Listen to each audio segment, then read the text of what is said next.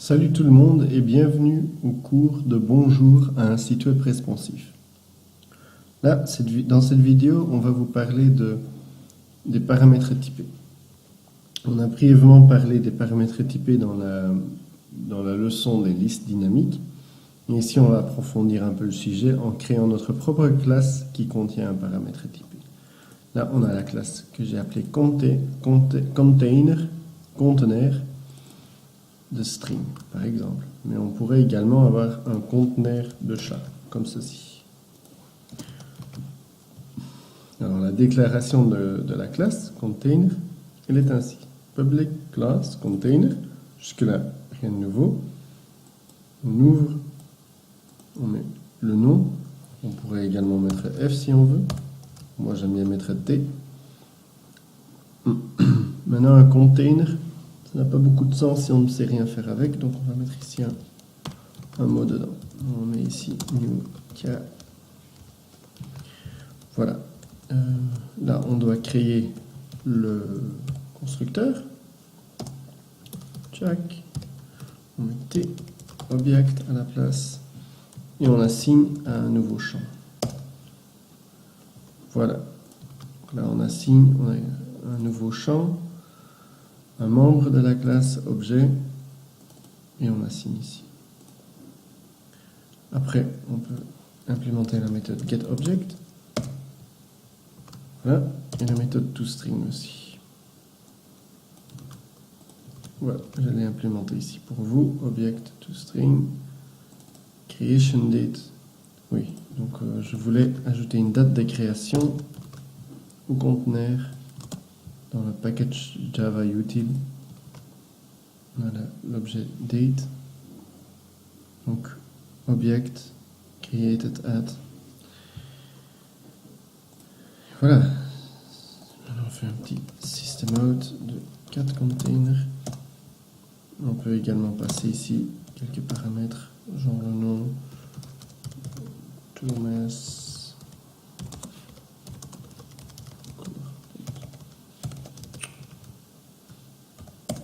Voilà, on exécute.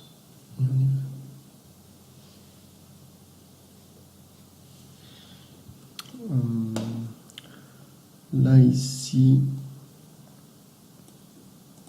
on voit en fait ce qui s'est passé. Donc, le conteneur maintenant, le getContainer, getObject, ça retourne la classe chat parce que getContainer est du type paramètre typé cat. Par contre, stringContainer, getObject, ça nous retourne un objet de type string parce qu'on a la classe string ici. On peut étendre ici le conteneur en utilisant un autre paramètre typé. Et là, l'exemple qui est souvent utilisé, c'est la classe pair, qValue, donc string integer.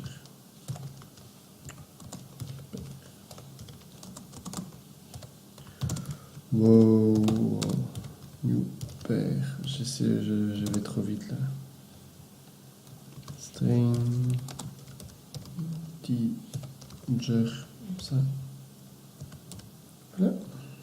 On va créer la classe dans le package utils. T1, T2, c'est déjà pareil. Voilà. Et on va passer deux paramètres. One.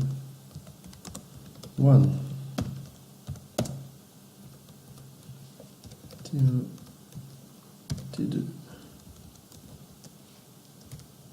Key value.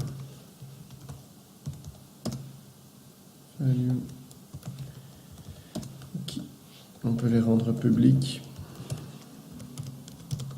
Comme ça, on peut accéder aux variables nous-mêmes sans avoir à passer dans...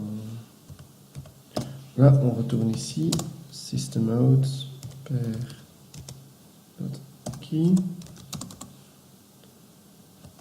.pair value. Donc la clé. Voilà. Donc one, one. On peut créer un autre. Pair. Two. Two. Two. Typo. Là, system out de pair. Two. On y va. Pair two. Et là, on voit que pair two. Si on fait un toString de pair two, alors ça ne donne pas grand chose. Ce qu'on va faire, c'est on va implémenter la méthode toString dans pair.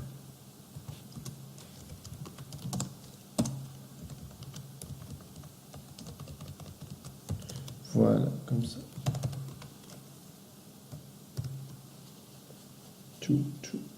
La méthode toString qui originellement est déclarée dans la classe objet et qui par défaut imprime le nom de la classe suivi du numéro de l'instance créée. Ensuite, ce sont les subclasses qui vont implémenter ça. Comme la classe string par exemple qui va imprimer le contenu de la string. Donc voilà, ça c'est une introduction aux paramètres typés. On a quand même vu on a quand même des bonnes bases maintenant de comment c'est utilisé, comment on peut l'utiliser. Ça c'est bien pratique ça. Donc pair value. Voilà, j'ai dit ce que j'avais à dire à ce sujet-là. Maintenant, c'est à vous de jouer. J'espère que maintenant, ce concept-là est un peu plus clair. Et c'est surtout utilisé pour des classes qui sont ici, donc pair, pour des classes list, c'est fort utilisé aussi. Et on peut également, grâce à ça, comparer deux listes également. Bon, ça c'est l'exemple que j'ai trouvé dans Java, dans la documentation Java.